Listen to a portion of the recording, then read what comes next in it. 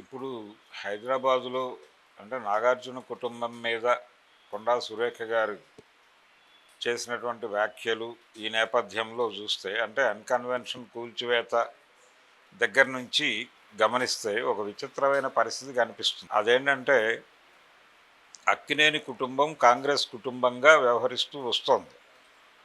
రెండోది, హైదరాబాద్కి సినిమా పరిశ్రమ తరలింపు అనే కార్యక్రమంలో మొదటి అడుగు వేసిన కుటుంబం కూడా అక్కినేని కుటుంబమే.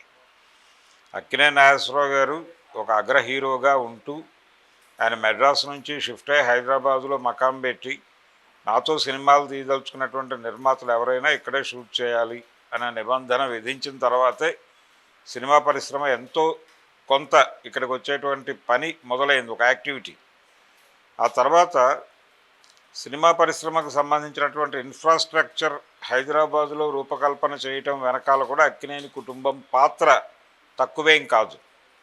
అలాగే మొదటి నుంచి కూడా ఈ కుటుంబం కొంత కాంగ్రెస్ అనుకూలంగా వ్యవహరించడం మనకు తెలుసు. అంటే సంజీవ్ రెడ్డి గారితోనూ, బ్రహ్మానంద రెడ్డి గారితోనూ, అలాగే పివి నరసింహారావు గారితోనూ, జలగం వెంగళరావు గారితోనూ, చెన్నారెడ్డి గారితోనూ, వీళ్ళందరితోనూ సన్నిహిత సంబంధాలు పరిచయాలు ఉండేవి. నాగేశ్వరరావు గారికి సాన్నిహిత్యం ఉండేది. ఇలా సాన్నిహిత్యం ఉండటంతో పాటు ఎన్టీ రామారావు గారు రాజకీయాల్లోకి వెడుతూ సత్యం శివం షూటింగ్లో ఆయన అక్కినేని నాగేశ్వరరావు గారిని అడిగారు, నేను ఇలా పాలిటిక్స్లోకి వెళ్ళాలనుకుంటున్నాను, మీరు కూడా నాతో పాటు నడిస్తే బాగుంటుంది అంటే ఆయన సున్నితంగా తోసిపుచ్చాడు, మీరు వెడితే వెళ్ళండి, అయినా మీరు కూడా వెళ్ళటం కరెక్ట్ కాదు అనే పద్ధతిలో ఆయన అడ్వైజ్ చేస్తూ ఆపేసే ప్రయత్నం చేశారు. కానీ ఆయన ఆగలేదు, ఆయన వెళ్ళిపోయి ఆయన పార్టీ పెట్టేశాడు. కానీ ఈయన సుముఖత వ్యక్తం చేయలేదు అందులో చేరటానికి, ఆయనతో పాటు నడవటానికి.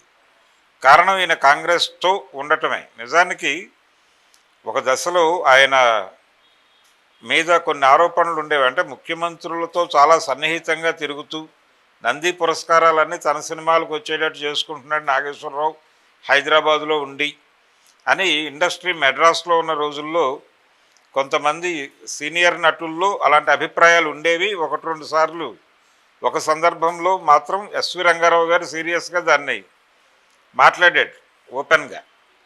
అంటే హైదరాబాద్లో ఉండి ఆ కాంగ్రెస్ పార్టీకి చెందిన నాయకులందరితోనూ సన్నిహితంగా ఉండి నంది పురస్కారాలన్నీ తన సినిమాలకి డైవర్ట్ చేసుకుంటున్నాడు నాగేశ్వరరావు అనే మాట ఆయన ఓపెన్గానే అన్నాడు. అది పేపర్లోకి వచ్చేసిన మాట. వచ్చిన తర్వాత ఆదుర్తి సుబ్బారావు గారు వెళ్ళి మాట్లాడి అది కన్విన్స్ చేసి ఆయనతో ఆ మాట ఉపసంహరణ చేయించాడు ఆయన. అంటే ఇది ఏ కాంటెక్స్ట్లో జరిగిందంటే,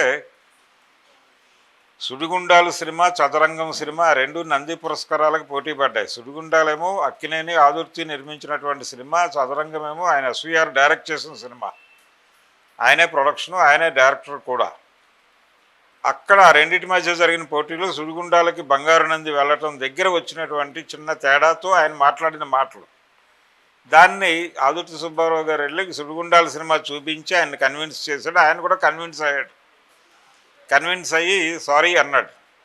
అంతగా కాంగ్రెస్ పార్టీ మనిషి అక్కినేని నాగేశ్వరరావు అనే ప్రచారం ఉండేది బలంగా. ఒకానొక సందర్భంలో ఇంకొక సినిమా నటుడు అనధికార పిసిసి అధ్యక్షుడు అక్కినేని నాగేశ్వరరావు గారు అనే మాట కూడా అనేశాడు.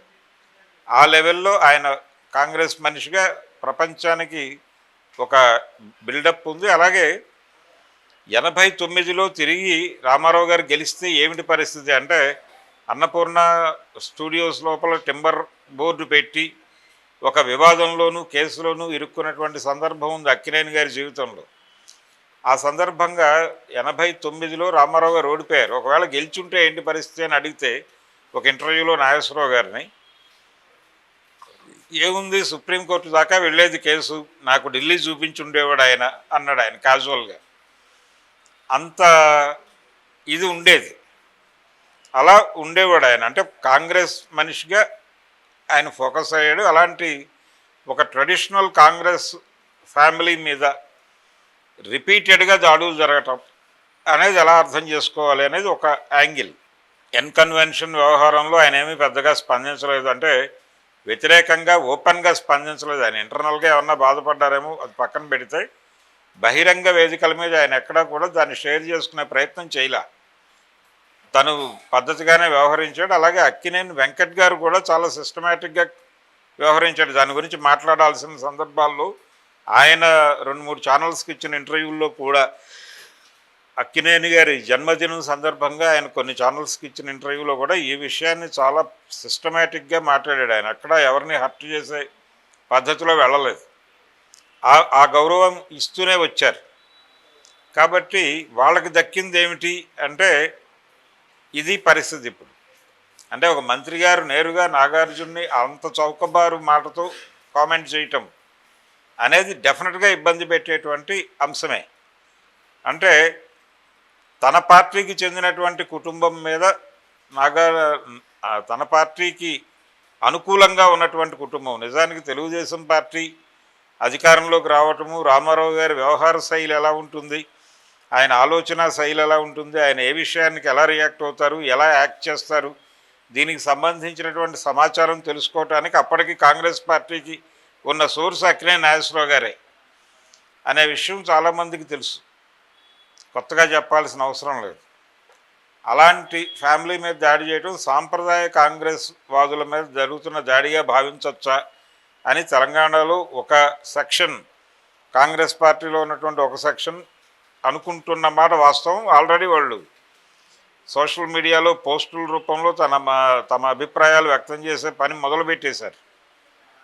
అంటే దీనిలో ఒక డిఫరెంట్ యాంగిల్ ఏంటంటే, ఇప్పుడు అధికారంలో ఉన్న ఆ రోజున తెలుగుదేశం వర్సెస్ అక్కినేని నాగేశ్వరరావు గారు, ఎన్టీఆర్ గవర్నమెంట్ వర్సెస్ అక్కినేని నాగేశ్వరరావు గారు గొడవ, అన్నపూర్ణ స్టూడియోస్ టింబర్ ఎస్టేట్ గొడవ. అన్నపూర్ణ స్టూడియోస్ సినిమాల కోసం తీసుకుని మీరు అందులో టింబర్ ఎస్టేట్ ఎలా పెడతారు అని కదా ఆయన మీద నోటీసులు జారీ చేసింది రామారావు గారి ప్రభుత్వం. కాబట్టి ఇప్పుడు అధికారంలో ఉన్నది అంటే రేవంత్ రెడ్డి గారు కాంగ్రెస్ మనిషి కాబట్టి కాంగ్రెస్ ప్రభుత్వం అనుకుంటున్నారు, కానీ ఇది టీడీపీ నడిపిస్తున్నటువంటి కాంగ్రెస్ ప్రభుత్వం కాబట్టే నాగార్జున కుటుంబం మీద ఈ దాడి జరిగింది అనేటువంటి ప్రచారం ఒకటి జరుగుతోంది ప్యారలల్గా. ఇలా రాజకీయ పరంగాను రకరకాలుగాను ఈ ఈ వివాదం కొండా సురేఖ వర్సెస్ నాగార్జున అనేటువంటి వివాదం అనేక షేడ్స్ అనేక రూపాలు సంతరించుకుని ముందుకెడుతున్నటువంటి విచిత్రం మనకు కనిపిస్తోంది ఇప్పుడు. అంటే ఎలా స్పందిస్తారు, ఎలా ముందుకు వెడతారు, ఈ కేసును ఎలా పరిష్కరించుకుంటారు, వాళ్ళకు ఉన్నటువంటి పెయిన్ని ఎలా డైజెస్ట్ చేసుకుంటారా లేకపోతే ఎలా బయటికి పంపిస్తారా అనేది చూడాల్సి ఉంటుంది. ఏదేమైనా సురేఖ గారు నాగార్జున్ని ఆ లెవెల్లో మాట్లాడటం అనేది కొంత ఇబ్బందికరమైన